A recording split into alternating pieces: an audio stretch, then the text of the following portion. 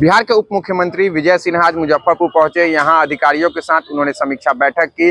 समीक्षा बैठक के दौरान अधिकारियों को कई दिशा निर्देश दिया।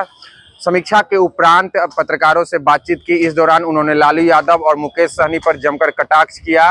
उन्होंने लालू यादव के खिलाफ कहा कि लालू यादव भ्रष्टाचारी है। जो लोग भी उन्हें भारत रत्न देने की मांग कर रहे हैं ये बिल्कुल गलत है, वो सजा याफ्ता है। साथ ही मुकेश सहनी को भी लेकर कई सारे कटाक्ष किए हैं। उन्होंने विजय सिन्हा ने साफ लहजे में कहा है कि शराबबंदी के खिलाफ युद्ध स्तर पर कार्रवाई की जा रही है। जो भी लोग इसमें संलिप्त है उनको बख्शा नहीं जाएगा। साथ ही जमीन के कारोबारियों और बालू माफियाओं के खिलाफ भी सख्त कार्रवाई की जाएगी। लालू यादव को भारत रत्न देने का मांग, राष्ट्रीय जनता ने लालू यादव को करी भारत रत्न देना सबसे सुयोग्य। निश्चित तौर पर राजद, जंगल राज के पुरोधा, भ्रष्टाचार के मसीहा को तो निश्चित तौर पर राजद के लोग जो वृत्ति है, जो प्रवृत्ति है, उसी कीर्ति के अनुकूल वो पुरस्कार मांग रहे हैं। और लालू यादव से ज्यादा भ्रष्टाचारी सजायाफ्ता माननीय न्यायालय के द्वारा, उनको तो वो बिहार के सबसे बड़े रत्न है। जिस रत्न पर बिहार के लोग दूसरे राज्य में कितने शर्मिंदगी महसूस करते हैं ये बिहार के नौजवान जानते हैं। शर्म लगनी चाहिए ऐसे लोगों को भारत रत्न की मांग करते हुए। अरे उस बिहारी का भारत रत्न के लिए मांग करो जिससे बिहारी गौरवान्वित होता है, जिससे बिहारी का मान सम्मान स्वाभिमान बढ़ता है। जो जनता की गाढ़ी कमाई लूटकर बिहार को बर्बाद कर दिया, जातीय उन्माद, नरसंहार, हत्या, अपहरण, लूट, बलात्कार का उद्योग चलाया, और ऐसे व्यक्ति पर जिसको गर्व महसूस होता है, हमको वैसे शर्मसार होने वाले लोगों के प्रति कुछ नहीं कहना है। बिहार में एक से एक रत्न है, एक से एक अच्छे काम करने वाले लोग हैं जिनको मिलना चाहिए। और ऐसे लोगों का चयन की प्रक्रिया भारत सरकार, देश के प्रधानमंत्री जी की नजरों में है।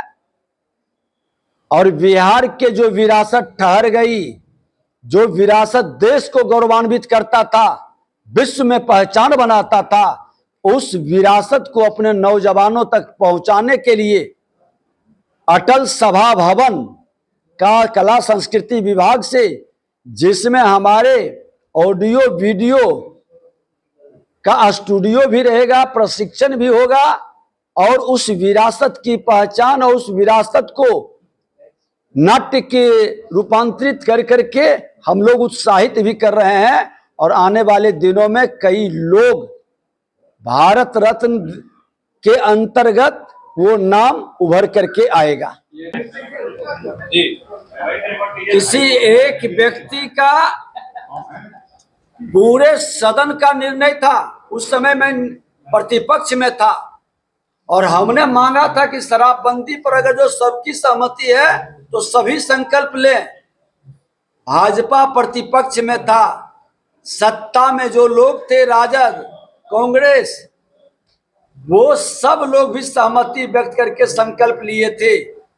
और आज अगर जो उस शराबबंदी का विरोध कर रहे हैं, उस शराबबंदी के नाम पर नौटंकी कर रहे हैं, शराब माफियाओं को संरक्षित कर रहे हैं, उम्मीदवार बना रहे हैं, तो उनको शर्म लगनी चाहिए।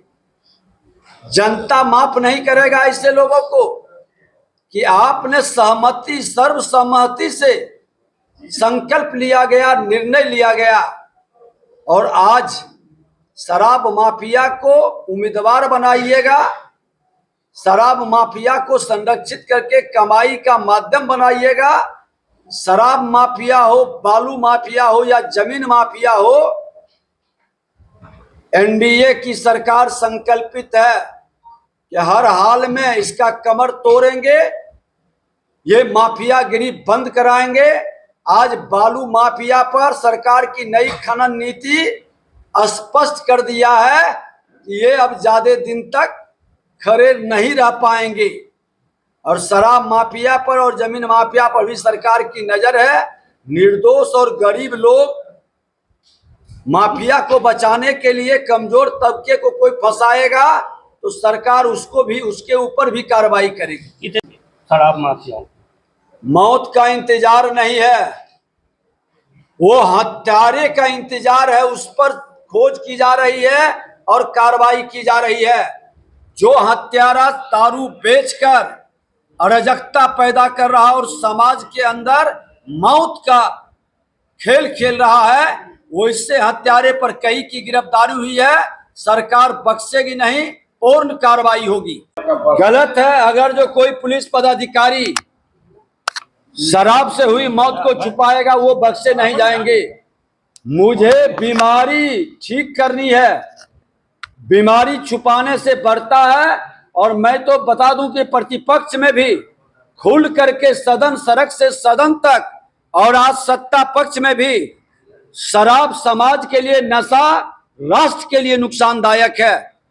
और हर हाल में नशा मुक्त मेरा राष्ट्र हो, मेरा समाज हो, सबको मिलकर के इसमें मदद करनी चाहिए, समर्थन करनी चाहिए।